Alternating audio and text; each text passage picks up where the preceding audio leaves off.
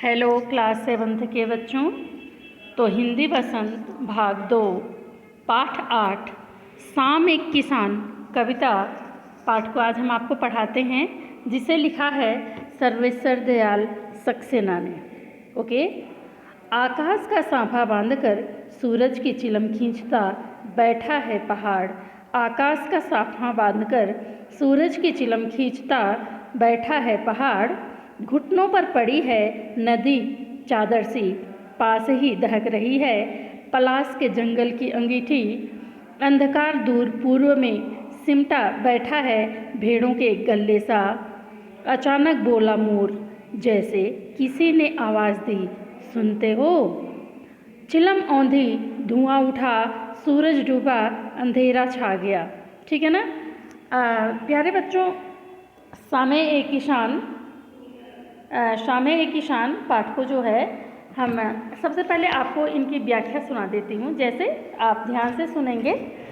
कवि ने किसान के रूप में जाड़े की शाम के प्राकृतिक दृश्य का चित्रण किया है। इस प्राकृतिक दृश्य में पहाड़ बैठे हुए एक किसान की तरह दिखाई दे रहा है। पहाड़ बैठे हुए एक किसान की तरह दिखाई दे रहा है। आकाश उसके सिर पर बंधे साफे के समान, साफ है बोले तो जैसे पगड़ी, जो हम पगड़ी बांधते हैं ना, साफे के समान। पहाड़ के नीचे बहती हुई नदी, घुटनों पर रखी चादर सी, पलास के पेड़ों पर खिले लाल लाल फूल जलती अंगीठी के समान। पूर्व क्षितिज पर घना होता अंधकार, झुंड में बैठी भेड़ों जैसा, और पश्चिम दिशा में डूबता सूरज चिलम पर सुलगती आग की भांति दिख रहा है। यह पूरा दृश्य शांत है। अचानक मोर बोल उठता है, मानो किसी ने आवाज़ लगाई, सुनते हो? इसके बाद यह दृश्य घटना में बदल जाती है। चिलम उलट जाती है, आग बुझ जाती है, धुआं उठने लगता है, सूरज डूब जाता है, शाम ढल जाती है और रात का अंधेरा छा जाता है। इसके कुछ अन्य प्रश्नोत्तर बनाए गए हैं, जैसे कि अगर हम बहुविकल्प में आए तो शाम एक किसान कविता के रचयिता कौन है, तो उसके हो जाएंगे सर्वेश्वर दयाल सक्सेना जी। ओके। दूसरा होगा आपका पहाड़ को किन रूपों में दर्शाया गया है। पहाड़ को किन रूपों में दर्शाया गया है, तो किसान के रूप में दर्शाया गया है। ठीक है। अगला क्वेश्चन है, चिलम के रूप में किसका चित्रण किया गया है। चिलम के रूप में सूर्य का चित्रण किया गया है। किसका किया गया बच्चों? सूर्य का किया गया है। पहाड़ के चरणों में बहती नदी किस रूप में दिखाई देती है, तो चादर के रूप में दिखाई देती है, चादर के रूप में। ओके। आगे, कौन सी अंगीठी दहक रही है, कोयले की, लकड़ी की, पलाश के जंगल की या प्राकृतिक? तो कौन सी दहक रही है? पलाश के जंगल की। ओके, पलाश के जंगल की। अगला देखेंगे कि चिलम आधी होना किसका प्रतीक है, तो ये सूरज के डूबने का प्रतीक है। ओके। आगे देखते हैं, भेड़ों के झुंड सा अंधकार कहाँ बैठा हुआ है, किस दिशा में बैठा हुआ है प्यारे बच्चों? तो देख लेते हैं इसे। पूरब दिशा में बैठा हुआ है। किस दिशा में? पूरब दिशा में। सूरज डूबते ही क्या होता है? प्रकाश फैल जाती है, तेज प्रकाश होता है, चारों ओर अंधकार होता है, या शाम हो जाती है तो चारों ओर अंधकार हो जाता है। ठीक है ना। इस तरह से अब आगे देखते हैं, कुछ अतिलघुत्तरीय प्रश्न हैं। प्रश्न के माध्यम से मैं आपको समझाने की कोशिश करती हूँ। कौन किस रूप में बैठा है, तो ये पाठ का व्याख्या के रूप में भी आप समझ सकते हैं इसे, है ना। पहाड़ एक किसान के रूप में बैठा है, उसने सिर पर साफा बांध रखा है, चिलम पी रहा है तथा घुटने टेके हुए हैं।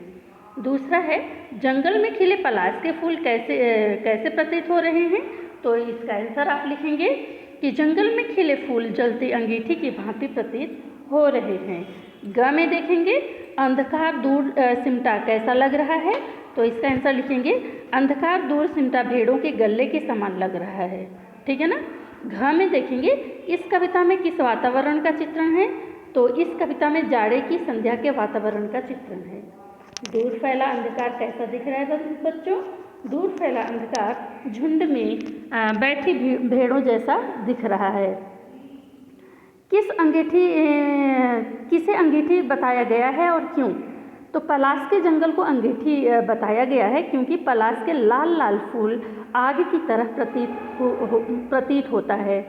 किसको किस रूप में चित्रित किया गया है? तो पहाड़ को एक किसान के रूप में, नदी को एक चादर के रूप में, पलाश के जंगल को दहकती अंगीठी के रूप में, डूबते सूरज को चिलम के रूप में तथा आकाश को किसान के साफे के रूप में वर्णन किया गया है। कविता में चित्रित शाम और सूर्यास्त के दृश्य का वर्णन है, तो इसको आप अपने शब्दों में लिख सकते हैं। फिलहाल मैं थोड़ा सा बता ही देती हूँ। इस कविता के माध्यम से कवि ने पर्वतीय प्रदेश के सायंकालीन प्राकृतिक सौंदर्य को दर्शाने का प्रयास किया है। शाम को किसान के रूप में बताया गया है। पहाड़ किसान के रूप में घुटने मोड़े बैठा है, जिसके सिर पर आकाश का साफा बंधा हुआ है। घुटनों पर नदी की चादर पड़ी है। सूरज चिलम यूं रहा है, ले रहा है, पी रहा है। साफी में पलाश के जंगल की अंगीठी दहक रही है और दूर पूरब में अंधकार भेड़ों के झुंड के रूप में धीरे धीरे बढ़ता जा रहा है। इसी समय मोर की आवाज़ आती है, जैसे कह रहा हो, सुनते हो। उसकी आवाज़ से लगता है शाम रूपी किसान हड़बड़ा कर उठ गया, जिससे चिलम उलट गई और चारों तरफ धुआं फैल गया, यानी अंधेरा छा गया। सूरज के डूबने से शाम बीत गई और रात हो गई।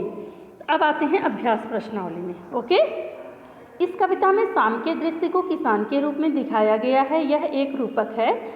इसमें रूपक का प्रयोग किया गया है। इसे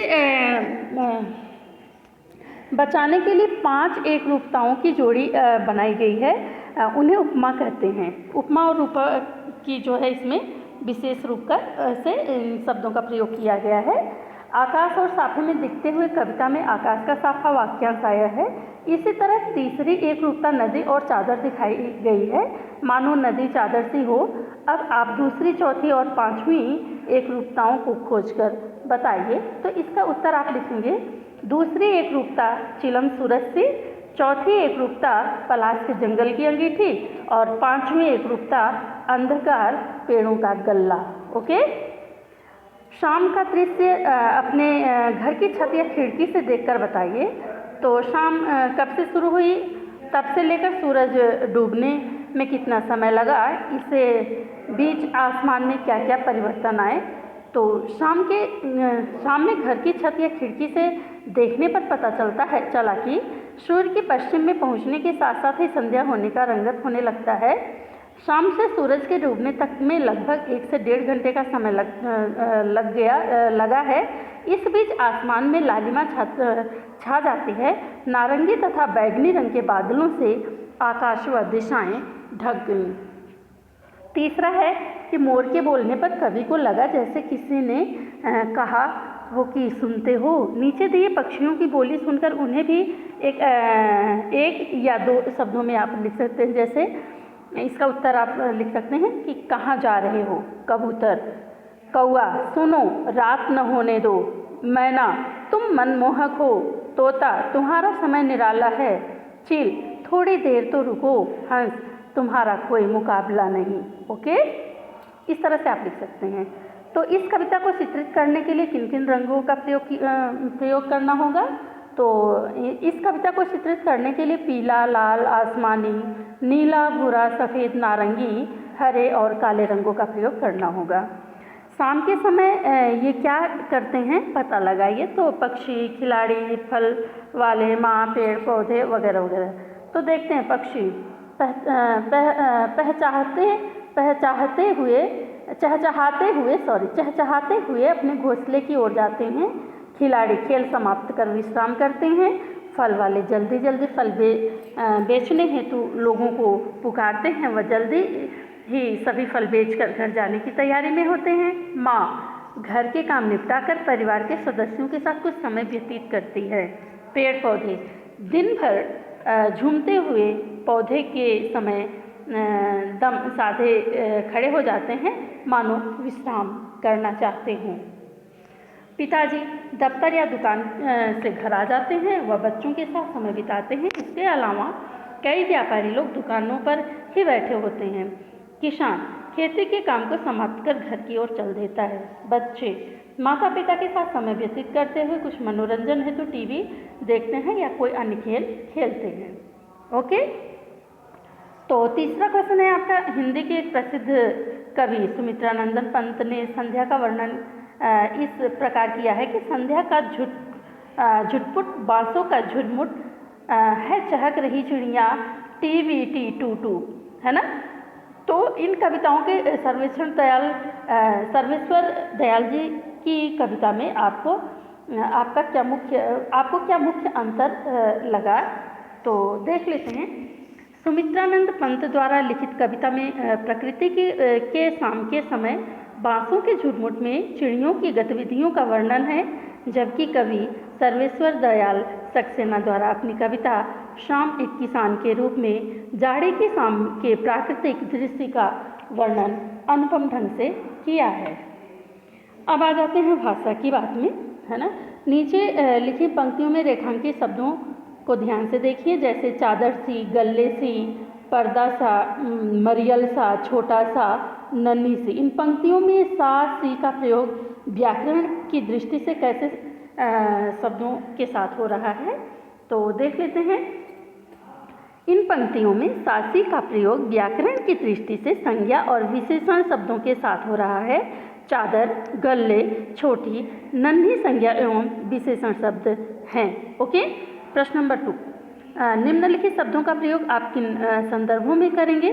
प्रत्येक शब्द के लिए 2-2 संदर्भ वाक्य लिखें, जैसे आंधी, दहक, सिमटा आदि। तो सबसे पहले आंधी को देख लेते हैं। शाम होते ही जोर से आंधी चलने लगी, वह आंधी की तरह कमरे में आया और जोर से चिल्लाने लगा। दहकना, दहक, अंगीठी में आप दहक रही, सोमेश गुस्से से दहक रहा है ना। सिमटा, बच्चा माँ की गोद में सिमटा बैठा है, सूर्य के छिपते ही कमल के फूल सिमट कर बंद होने लगे। ओके, तो इस तरह से बच्चों इस पाठ धन्यवाद। ये पाठ आपका समाप्त होता है। तो आप अपने पाठ को सुनिए, समझिए और अतिशीघ्र इसका जो है उत्तर लिख करके ग्रुप में भेजिए और प्रश्नोत्तर को याद कीजिए, कविता को याद कीजिए, पाठ के सारांश को याद कीजिए। ओके, सो धन्यवाद।